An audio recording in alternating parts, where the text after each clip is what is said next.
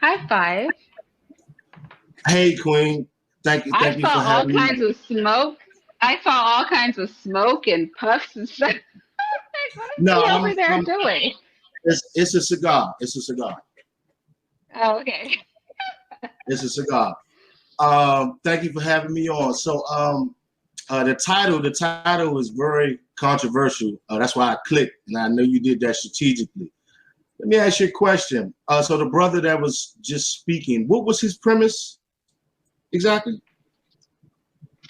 He was just giving he had some thought processes around like things that may not be necessarily under our control. That's all. Okay. So, all right, because I was a little bit confused. He was, it sounded like that he was kind of, well, okay. So, what sparked the title? So we can get into this because that's what caught me. What's that? Can you hear me? Yeah, what'd you say? What sparked the title? Because that's what caught me. That's what drew me in. Oh, I mean, like I said, I was listening to Dr. Amos Wilson. I was lamenting. If you guys were here for the beginning of this video, I was going on and on and on and just kind of waxing lyrical about how Mr. is blackety black, ultra black. And like when we go to bed, we don't listen to like music or like anything like that. Like he likes to listen to lectures. And one of the people he likes to listen to is Dr. Amos Wilson, and that I recommend one of Dr. Amos's books on this channel. It's Black on Black Crime, Self-Annihilation in Service of White Domination. And although I love him, he's dead. But y'all, when I tell you, you need to Google and listen to some of his lectures because it will help you get your whole mind right. Okay, family, let me preface it with this. Dr. Amos Wilson is one of our master teachers. I've read his book, The Blueprint for Black Power. I've read that book about 7 years ago. Okay? Now, let me say this about Queen Irene. Queen Irene is a queen. Okay? She's B1. All right? So I want you guys to listen very closely. Now, I'm almost sure that she devised this title for it to be controversial and for us to have this discussion. Now, I want to say this. I can totally obliterate this talking point that Irene is presenting, but she's doing it strategically, and this is her platform, so I'm not going to do that. But I want y'all to listen closely, family. All right? That's all I want y'all to do. Listen closely, because the truth needs no alibi. Right? I was resistant yesterday because he was talking about a white child and a black child being in the same classroom and hearing the same words, but perceiving it differently. And that got me thinking about like, whose fault is that? And that ultimately in the Black community, we like to pass the torch to everybody else. And we'd like to talk a lot about our oppression, but what we don't want to talk about is the fact that we choose to be oppressed. That is a choice that we are making. So that's ultimately what sparked the title. You are the problem, not white people. And this is something that I have said before. Before I have said Black people are their own problem. White people are not the problem. We can talk about, and you guys know that I will on this channel. Sorry, I'm going to go on a rant. On this channel, I talk about all the time how white people do trifling things. But white people doing trifling things has zero to do with actions of Black people. Black people choose to be in subjugation all day, every day. And it's not white people's fault that we choose not to push back, right? It's not their fault that they're in charge. It's our fault that they're in charge. Because for every dominant, there is a submissive. And Black people have chosen a submissive role. And that's just the real of the situation, you guys. And I dare anybody to challenge it. In fact, like I said before, you mosey your old happy self up here if you think you can challenge my premise, and I will be more than happy to shut my channel down if you can. But you can't, because it's your choice. And there's nothing anybody can say to prove me wrong. I'm 99.9999999% sure of that. In fact, I would say 100% sure, but nothing is 100%.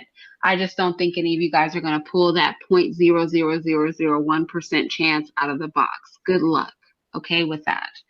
So Queen Mayat said the revolution Black people seek starts in the home. These are facts. It also depends on the collective Americans taking our power back from the federal government. Salute, Irene, great topic. Race is a myth. There is one human race. I agree that race is a myth. I agree with that. White people set race in place. Ooh. Oh, Race is not a myth. Oh, wait, whoa. We're going to go there? Let's go there. I'm going to assert that race is a myth. So I'm going to tell you my assertion. And then I want you to not only say what you originally came up here to say, but talk about race not being a myth. I'm absolutely going to say that race is a myth. There are microevolutionary displays in the human population that give us things that we perceive as race, but white people created the concept of race in an attempt to elevate themselves and to push macroevolutionary theory. And I can push that, and I definitely can prove that with historical fact. Now, with that said, I want to say this. Race is BS, but society runs on the concept of race, and so perception is reality.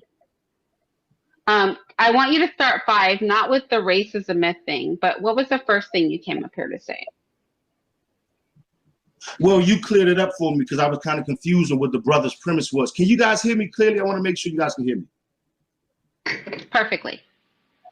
Perfect. Okay. I have to touch on the race is a myth because it's not a myth.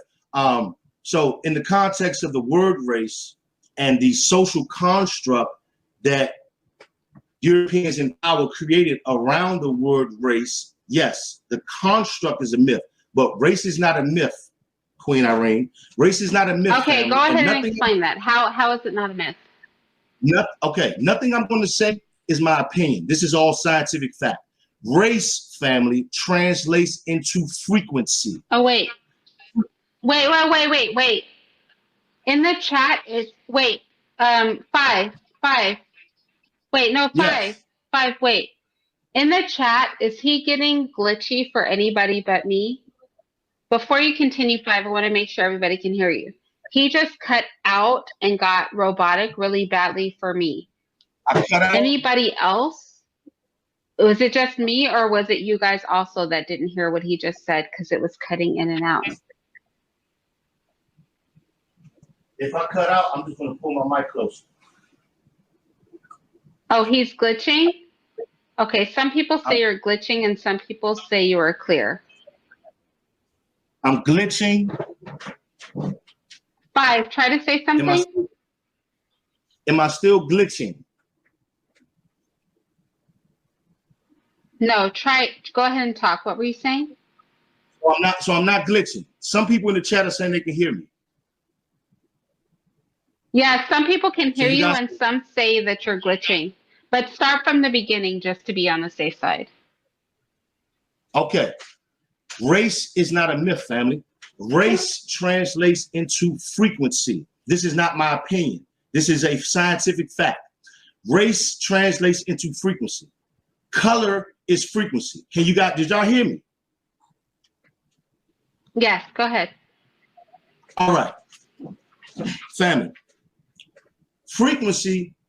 The definition of frequency is the rate of exchange between positive and negative polarities, and that rate, okay? Color has a frequency. Brown, black, white, yellow. It has a frequency on what is called the electromagnetic spectrum. Did you guys hear that? Yes, go ahead. Okay. Race translates into frequency. Every race has a color on the electromagnetic spectrum. Just like the rainbow is every visual color on the electromagnetic spectrum. Everything that we can see. You understand? I mean, yeah, but color is determined by the presence of light. But color Absolutely. is a fallacy. Yeah, because color is a fallacy. Color does not No, it's exist not a in the fallacy. Listen to absence. me. No, No, it's not no, a let me fallacy. finish. It's not. Color does not exist without light. In the absence of light, all color Queen, is you're right. black. Queen, Mhm. nothing exists without light. This is the third dimension. Everything is light, frequency, vibration, and magnetism. Light Well, but is trapped. some things do exist without light. There are many places on the earth where light does not penetrate. No, there's no. Okay, look. Let's get back on point. Color has a Mhm. frequency. Every single color has a specific frequency on the electromagnetic spectrum. This is not my opinion. All right. So Mhm. black people, melanated people have the highest frequency in third dimension because of melanin, because of our color. Okay. Europeans and every other race does not have the same amount of neuromelanin that we have. This is no joke. This is facts. Race is real. Now, the difference between the races, I did a whole video, I broke this down. A European, a Asian, a Latino, they do not have the same amount of neuromelanin. Neuromelanin absorbs radiation from the sun, family. Wait, but what does this have to do with race? I'm not. Now, family, pay attention. Everything I just said has everything to do with race. Race, the concept translates into color. Okay, I'm breaking it down metaphysically, which is frequency. Now, this Queen Irene, all right, this is her platform. So she's not being disingenuous. She wants a discussion to move forward, but she can't let me proceed because I can shut down what she's saying. This is not a shot against her. I love her, okay? But y'all have to understand, she's going to cut me off throughout this because if she doesn't, I'm going to obliterate this. Okay? So listen, family. I'm not saying Yes. color is. Wait. Let me finish. I'm not saying that color is an illusion. Obviously, everything in the environment has different colors. I'm talking about race, not color. We know that many things have color. You see, family? I just explained to Queen Irene, and she knows this. Color is frequency. Every color has a certain frequency. Okay, I just explained that. But she has to engage in this because I can shut her talking point down. This is not a shot against her, but she has to do this. You understand what I'm saying? But color and race are different. I mean, one plant may have green leaves and one plant may have red leaves, but we don't say they're a different race because they're different colors. They're still all plants, right? One animal, like one cat, let's talk about cats.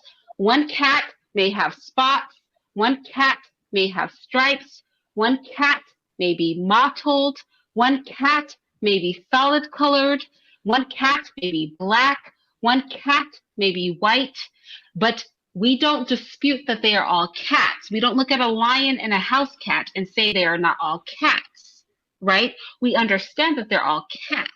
We don't look at a chihuahua and we don't look at a wolf and say that they are not all dogs. We understand that they are dogs. We don't look at a white butterfly and a blue and purple butterfly and say that they are not butterflies. We understand that they are butterflies, but their color is different. They're not the same species. They're not the same. They're not the same species, but they're still all butterflies, right? So I'm not disagreeing with you that color. I'm not saying color is a myth. Clearly, color is a reality. I'm saying that race is a myth. Mm-hmm. What does race translate into based on the Europeans who gave us the social construct? What does it translate into? I think what we want to say is that race is a European construct. White people, and I want to be very clear on this. I was talking to my students about this today. White people come from an environment, and I just want, when I say white people, I'm talking about Eurasia, the European and Asian continent, okay? The most deprived people on the Eurasian continent, because they say that there are 7 continents, but there are not 7 continents. Eurasia is one continent. The Americas are one continent. But on the Eurasian continent, it is overwhelmingly devoid of resources. The people who are the most devoid of resources are in the part of the Eurasian continent that we call Europe. Okay?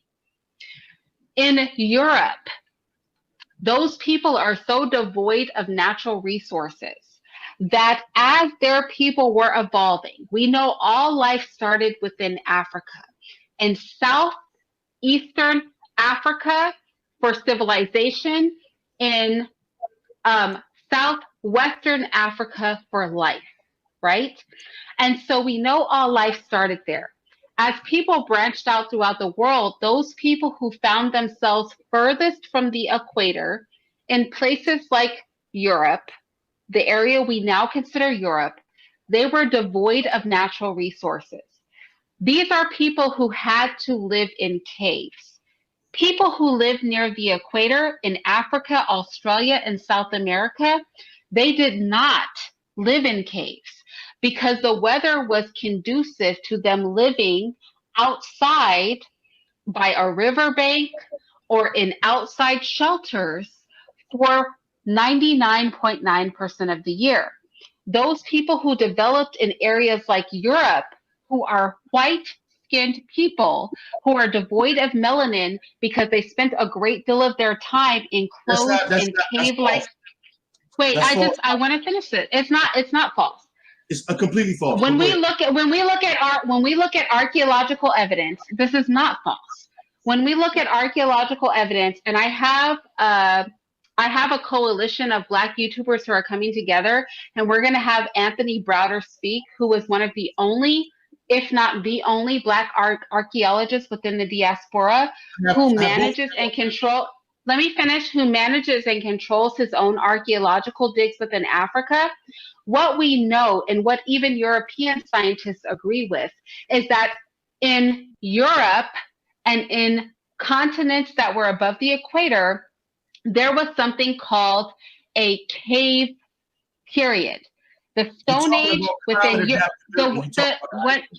one second. The Stone Age within Europe and what we consider to be the middle and late Paleolithic and early Paleolithic, middle, late, early Paleolithic, and the late and middle Stone Ages in Africa, right? Those things are different for a reason. Number one, all artifacts are found at a deeper strata in Africa than they are in Europe. There's a reason for that. It's because of climate. White people lived in caves. They had to because of the climate of their environment. That's when we talk about cave art, cavemen, we're talking about whiteness. Whereas Black people almost never lived in caves. Black people, South American people, Australian people, people within the Indian islands, right? People who lived along what we now consider the Middle East, all of these dark-skinned, brown-skinned people never lived in caves because the environment was not, first of all, caves were not available, right? Because most of their land is grassland. And in the areas where caves were available, the weather was conducive for them to live outside of caves. So the development, and this is my ultimate point, of those people who lived in environments with low resources, even to this day, we know that the best they can grow in Europe is like potatoes, right? They don't have natural resources in Europe. They don't have mineral resources. They don't have food resources. They have nothing that will grow naturally in the Eurasian continent overarchingly. Now, some parts of Asia are better than others, specifically those that move closer to the equator. But as we move into Upper Asia, we get a lot of tundras, which are icy, cold environments that are not conducive to growing food that is helpful for human nourishment. This competitiveness that was required for survival in those continents and those areas required a level of barbarianism required a level of disassociation from humanity that was not required of those people in South America, in the Africas, in the Australias, in the general oceanic area. And so this developed a different mentality among people. Again, all people originate from Africa, but because of microevolutionary adaptation, as those people spread out throughout the earth over the course of time, their cultural and societal behaviors changed, right? And they changed according to what was necessary to survive and reproduce in their environments. And so we find that Europeans, especially those who are not very far removed from Europe, those native Europeans, a lot of Eurasians, those are the white Asians, right, are more competitive, are more violent, are more barbaric, because those are the qualities that were needed for their survival. Whereas you find people who lived in the Africas, especially people who were considered the missing links, such as those in the Congolese environment, those in the oceanic environments, those people have the most numerous resources. These are people who could literally walk to a tree and pick off a piece of fruit. These are people who could dig a few feet into the soil and find gold, right? We find that these people were far more peaceful, far more humane, as we would call it in modern day terminology, because the competition wasn't high. The most that they competed about was land control, not resource control, but land control. And we find that in the height, for example, when we look at Kushite or Kermetic society with Egyptian society, the height of those conflicts were when non-African or non-equatorial people were ruling over those societies that were further north. That's and false. Then they would attack. What's not false? This is based on recorded history. How is it false? Go ahead, Irene. I'm waiting. No, I want to know what's false, because we're basing this on recorded history. We can read hieroglyphs. We can read a lot of what was written in Mesopotamia. We can read a lot of what was written in South America. We can read a lot of what was written throughout the oceanic continents. No. So how is written recorded history false? First of all, hieroglyphs, which is the metanetta, has never been translated. Champollion did not. Wait. Can I disagree with you that I do dispute that using the Rosetta Stone to translate hieroglyphs. I want to agree with you that using the Rosetta Stone to translate hieroglyphs is bullshit. I'll agree with you there. Okay, because we know that. So before you continue, I just want to be clear for those in the audience who may not understand why Five and I are saying this.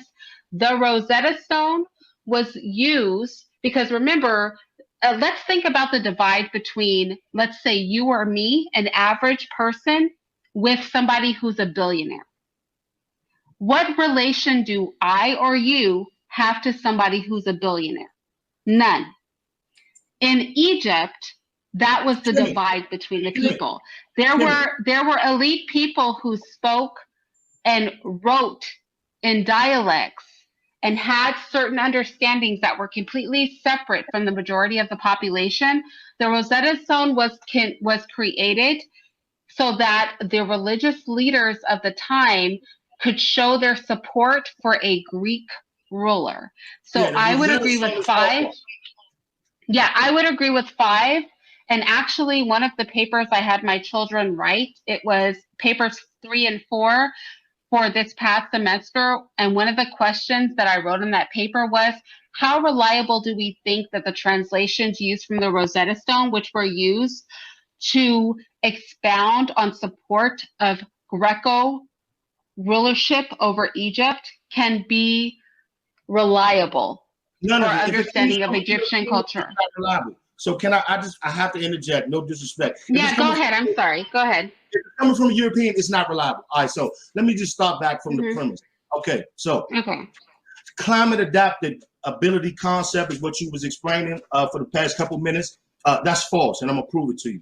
Okay, now Europeans, the Caucasian avatar, your body is an avatar. The Caucasian avatar was created by us in Kemet, i.e. Egypt. We use genetic alchemy, gene splicing to create them.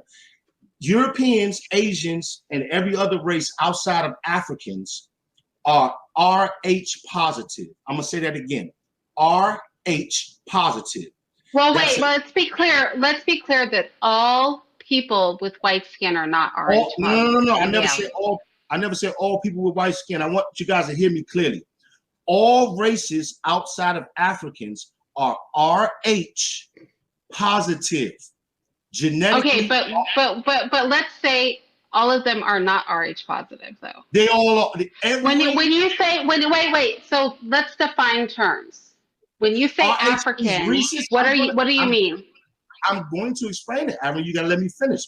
Rh means that's the rhesus monkey DNA. Rhesus monkey DNA. That's what Rh means. Every race has rhesus monkey DNA in their gene code. Everybody except Africans. This is a fact. I'm not making this up. But of African American, African Americans, we have it too because we have a mixture. You understand? But what I'm telling you that's is, what I was gonna say. So who are you saying is African? Because I would say a lot of Black people have Rh Rh positive. of course, because we are an amalgamation. What I'm saying is Africans, Aboriginal Africans are not Rh positive at all. There is no rhesus monkey DNA in their blood. This is not, I'm not making this up. Now, to finish what I'm saying, Rh is the rhesus monkey. In Kemet, our ancestors in Kemet used alchemy. Kemet was about alchemy. That's light manipulation, manipulating lights, okay? But wait, I want to just say that when we look at the Bantu population Bantu of South Africa, the Bantu is the original. The Bantu is the original. No, but wait, but you can't. This is all I want to say. When you look at Rh positive groups, Bantu people, some of them are Rh positive. And all I'm saying from this, it's not heavily prevalent in the Bantu population, but I definitely can provide evidence that Bantu peoples carry Rh positive blood. There is no variation of humankind that is not African originated. And some Bantu people carry the Rh positive genes. They carry Rh positive blood. I'm not going to argue that. What I'm saying is, first of all, the Bantu people are the first people on the planet. That's the Elohim. Now, Rh, every race outside of Aboriginal Africans are Rh positive. What that means is they were induced with the genetics of an animal family. That didn't come by climate adaptability. The climate is not going to induce the DNA of an animal into your gene pool. That's number one. This is a fact. This ain't my opinion. Number two, in Kemet, our ancestors created the European avatar. Okay, my question is, if we can agree that the Bantu people are some of the original African people, and we can agree that some of the Bantu people are Rh positive, how are you suggesting that? Well, I'm saying that they are, though. Like, I can provide, because Rh factor determines, like, it can be the difference between, like, an unborn child living or dying. A lot of research has been done in this, because an Rh negative mother and an Rh positive child, or vice versa, can cause the death of the child.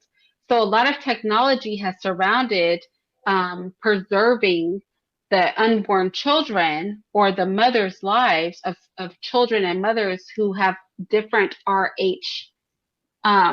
profiles, right? Europeans, so we, Irene, that's European. I'm saying that for a fact, a percentage of Bantu people, and I encourage you guys to look this up, Google, or go to DuckDuckGo if you don't trust Google. Bantu people, DuckDuckGo. Google, DuckDuckGo, Bantu peoples and RH positivity. And you will find that Bantu people some of them do have RH positive genes. And this is nothing, it is recessive. Don't get me wrong, it's recessive and it's not beneficial. But it is something that exists because all life started in Africa, and every human variation that we see stems from Africa. I'll give you that, Queen. I'll give you that. Let's have this discourse. I'll give you that, even though I can't verify that. I've never heard that. I'll give you that. Now, aside from the RH negative, Bantu people don't have canine DNA. Bantu people don't have pig DNA. Well, who does? Caucasians. Okay, I want you to prove that. I can prove that. Now let me get back to how. I want you to prove it. Go to DuckDuckGo, look up the genetic code of the canine. Okay, what's European hair? That's fur, family. That's it's not fur. Wait, it's not. It's not. I want you to prove that. Exactly. But I want you to prove. Can I share my screen? If I can share my screen, I can share. Yeah, go ahead. Share your screen. That's exactly what it is. But I don't want to get. I don't want to get off the point now because we strain away from the point. No, you can't. No, but you can share your screen. Please do. I can. It's not giving me. You can. Yeah, you can share your screen. Perfect. All right, cool. All right, so yeah, while I set it up, let me finish what I was saying. All right, climate adaptability is completely false. All right, outside of the RH negative. Wait, I want to say that Skinny Boy said European hair is very close to fur. It's fur. Okay, well, let me say this. I want to be really careful with this. European hair is nothing like fur. We don't look at cat hair, which is fur, and European hair and say that that's similar. That's similar to saying that sheep's hair, wool, is very close to Afro-textured hair. One could definitely make that argument. But I really put a hard stop at comparing humans to animals. Humans are not animals. That's not what I'm doing. No, I know. I'm saying to Skinny Boy's point. We won't look at cat hair, dog hair, llama hair, and say that it is the same as white people's hair. No more than we would look at a curly-haired cat or a sheep and say that it is Afro-textured hair. There is a definite difference between wool and human African hair. Now, we might say that African hair is woolly as a description, but honestly, nobody has ever sheared a sheep and then said Africans must be animals or Black people must be animals because their hair is similar to a sheep. There's clearly a distinct difference. There's clearly a distinct difference between animal hair and human hair, and I just want to throw that out there. Absolutely. And listen, this is not a propaganda campaign. I have nothing against no race. I know what they are metaphysically. That's what I'm trying to explain to you. Now, their hair is fur, and I'm going to share my screen. And this is not on a propaganda campaign. There's a reason why